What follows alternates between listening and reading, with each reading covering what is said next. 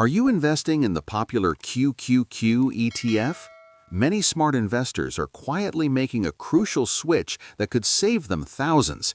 Discover why QQQM is the superior choice for long-term growth. Let's first understand the powerhouse that is QQQ. Since its inception, the Invesco QQQ Trust, often simply called QQQ, has been a cornerstone of countless growth-oriented portfolios. It tracks the Nasdaq 100 index, which comprises the 100 largest non-financial companies listed on the Nasdaq stock market.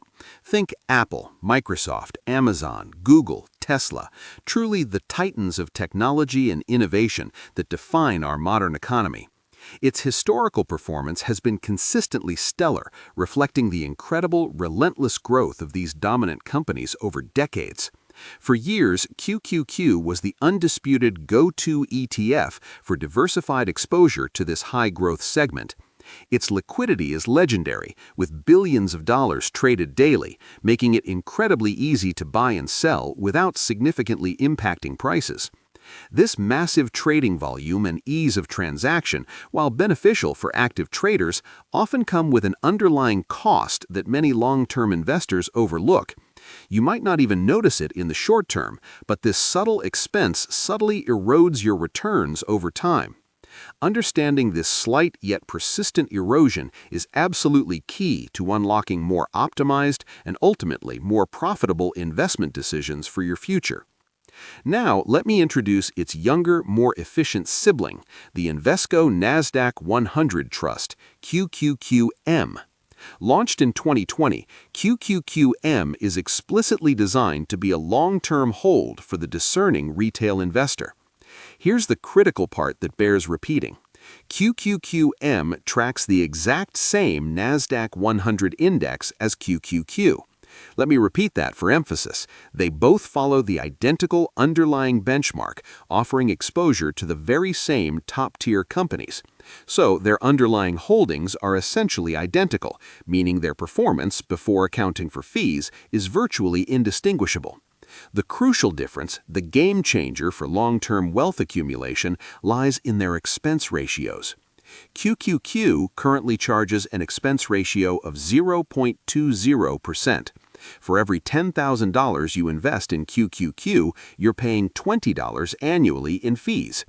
QQQM, on the other hand, boasts a significantly lower expense ratio of just 0.15%. While a 0.05% difference might seem trivially tiny at first glance, especially for smaller portfolios, over decades, with the incredible power of compounding returns, that seemingly small difference accumulates into a remarkably significant amount. Imagine the long-term impact and the substantial power of those saved fees compounding into even more wealth for your financial future.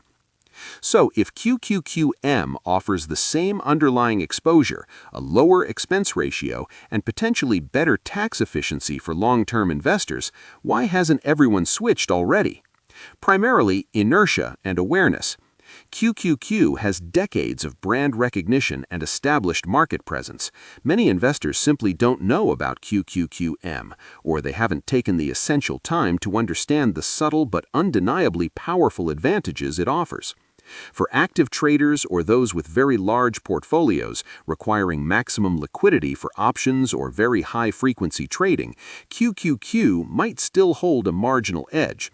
However, for the overwhelming majority of individual investors, those diligently building wealth for retirement, college savings, or other crucial long-term goals, QQQM is the unequivocally superior choice. It provides identical market exposure at a lower cost, translating directly and effectively into more money in your pocket over your investment horizon. Before making any investment decisions, always conduct thorough due diligence and carefully consider your personal financial situation. This information is for strictly educational purposes only and should not be construed as financial advice. If you've been holding QQQ, perhaps it's time to deeply analyze if QQQM aligns better with your specific long-term investment goals. Share your valuable thoughts on QQQ versus QQQM in the comments section below. Have you personally made the switch, or are you actively considering it? Your insights could genuinely help others in the community make even more informed financial choices.